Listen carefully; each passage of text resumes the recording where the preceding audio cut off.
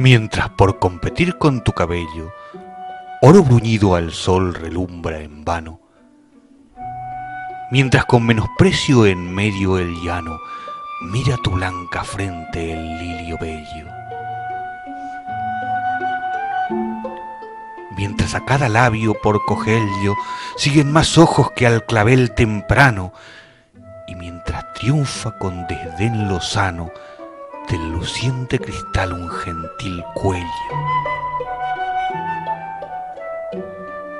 Goza cuello, cabello, labio y frente, antes que lo que fue en tu edad dorada, oro, lirio, clavel, cristal luciente, no solo en plata o viola troncada, se vuelva, mas tú y ello juntamente, en tierra, en humo, en polvo, en sombra, en nada.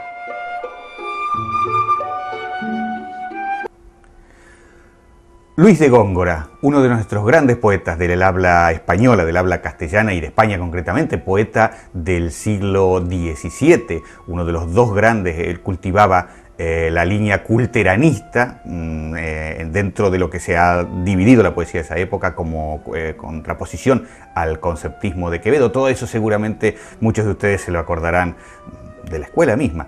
Este soneto es uno de los más famosos, uno de los más repetidos y además uno de los más ricos de la poesía de Luis de Góngora, donde se cuestiona esto que de muchas maneras no nos lo planteamos en cuanto vivimos. Digo yo, afortunadamente muchas veces no nos lo planteamos mientras vivimos, porque la fugacidad de la belleza, la fugacidad de la juventud, la fugacidad, lo rápido que pasan, todas esas cosas buenas que cuando queremos acordarnos ya no están más. Eso es lo que cuenta este maravilloso soneto de Luis de Góngora. Lo hemos acompañado con música de Wolfgang Amadeus Mozart, un compositor austríaco, ya saben ustedes, del siglo XVII también, uno de los más grandes, un compositor universal. Es el adagio de uno de sus quintetos de cuerda. Y con este poema y con esta música empezamos la andadura de hoy de este Ojo de la Cultura, en el cual durante la próxima hora vamos a seguir hablando y conociendo a los protagonistas, a los actores de la cultura en Vélez Málaga y su comarca. Allí vamos.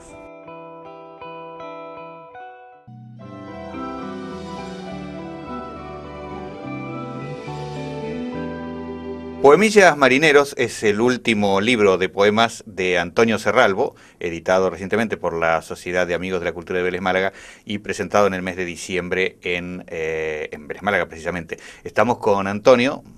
Noches. Hola, buenas noches. Bueno, Antonio, no es tu primer libro, pero sí el más reciente y quizás valga la pena, como el anterior fue de haikus, que es un género muy especial, que le cuentes, le vayas adelantando de alguna manera a nuestros espectadores qué tipo de poesía contiene este libro.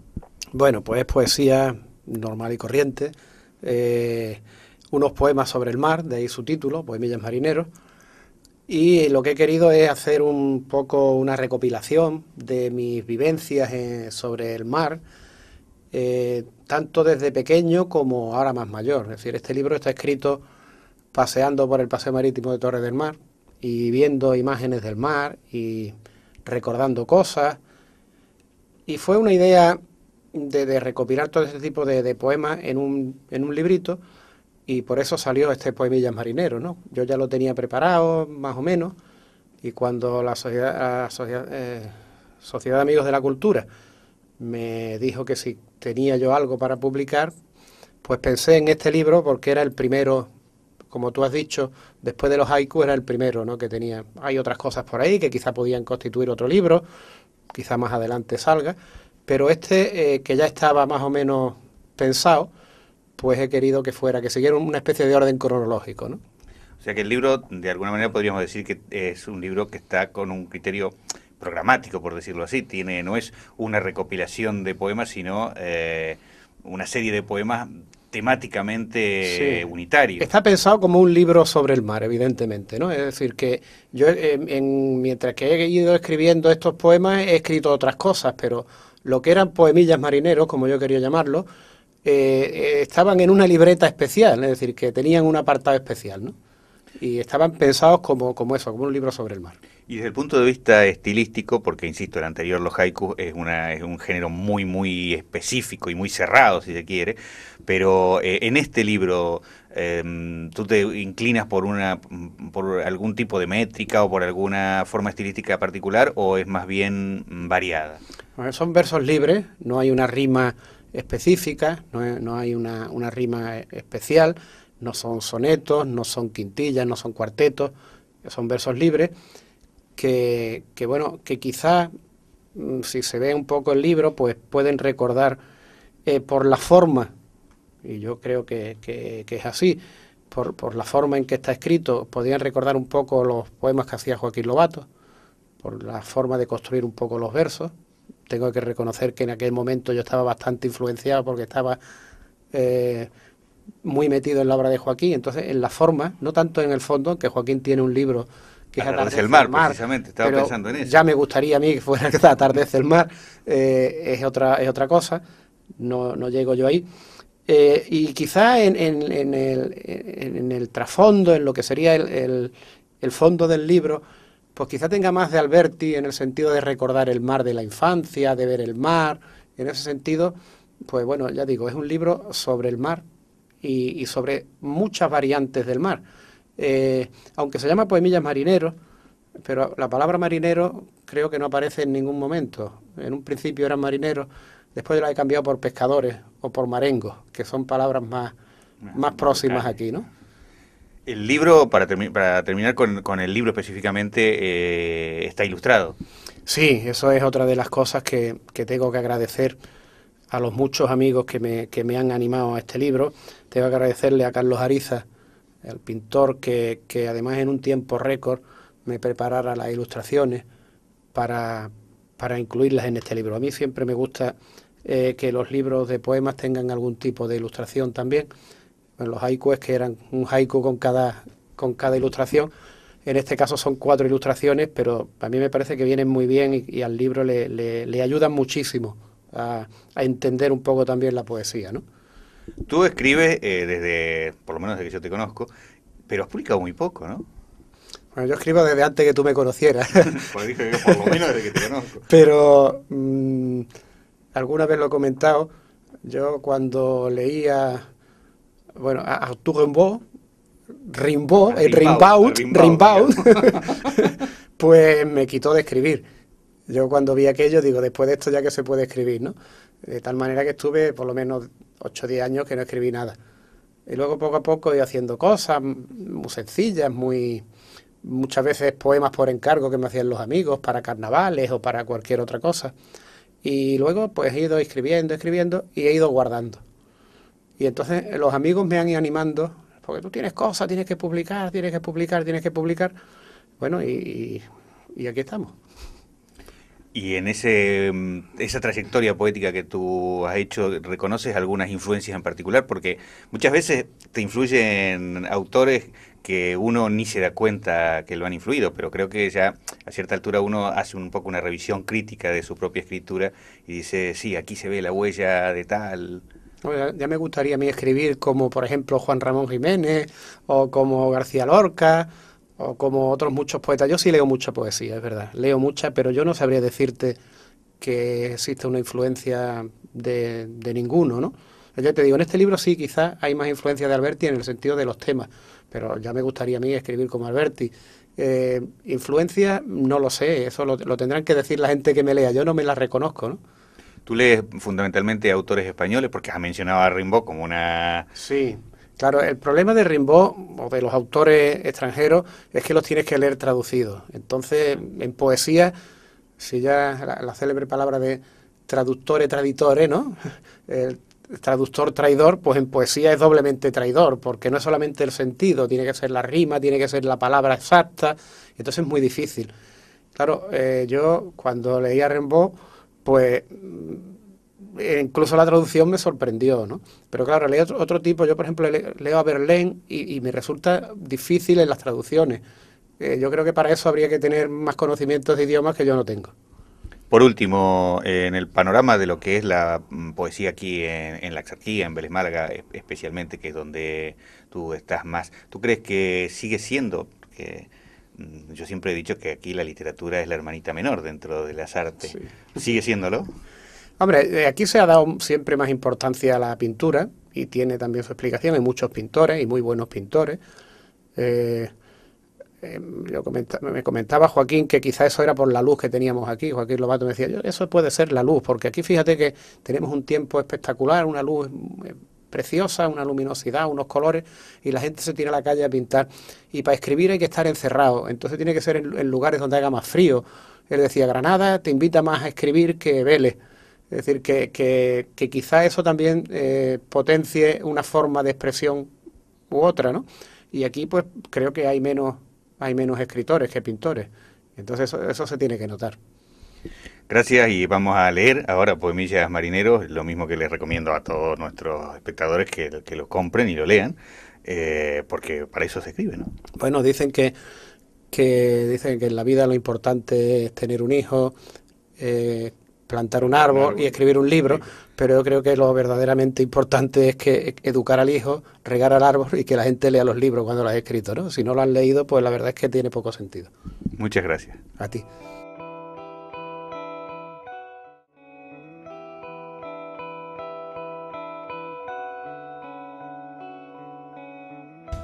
Como les estaba diciendo, este es el último programa del año, antes de ese periodo de las Navidades, donde nos vamos a tomar un pequeño descanso de 2 semanas para volver luego. Y tengo que darles una noticia que para nosotros es lamentable, pero bueno, así son las cosas de la vida y de la profesión. Uno de las alma mater de este programa, que es Dani Zátara, cámara, realizador de buena parte de este programa, autor de las músicas de este programa, se retira de nuestro programa. Tiene que radicarse en otro sitio y nos va a dejar. Entonces he querido buscar este último programa del año para hacerle, no un homenaje, porque esas cosas no se hacen, pero sí ver un poco de su parte más, la que él por lo menos considera su parte principal como artista, que es la música. Dani Zátara, que como ustedes habrán podido percibir es mi hijo, tiene en un grupo de rock, que es una de sus vertientes musicales, la cual es, junto con el resto de sus compañeros, es compositor de los temas. El último tema que han grabado en estudio y que tiene un videoclip realizado se llama The Shining, El Resplandor. Y los componentes del grupo, que se llama Asymmetric, son Dani Zátara en la voz y guitarras, Pablo Girón en guitarras y piano, Rubén Triviño en el bajo y Cookie Pérez en la batería. Vamos a escuchar hoy 2 temas de la creación de Dani Zátara para cerrar este primer bloque. En primer lugar, con su grupo Asymmetric, como les decíamos, The Shining. Lo escuchamos.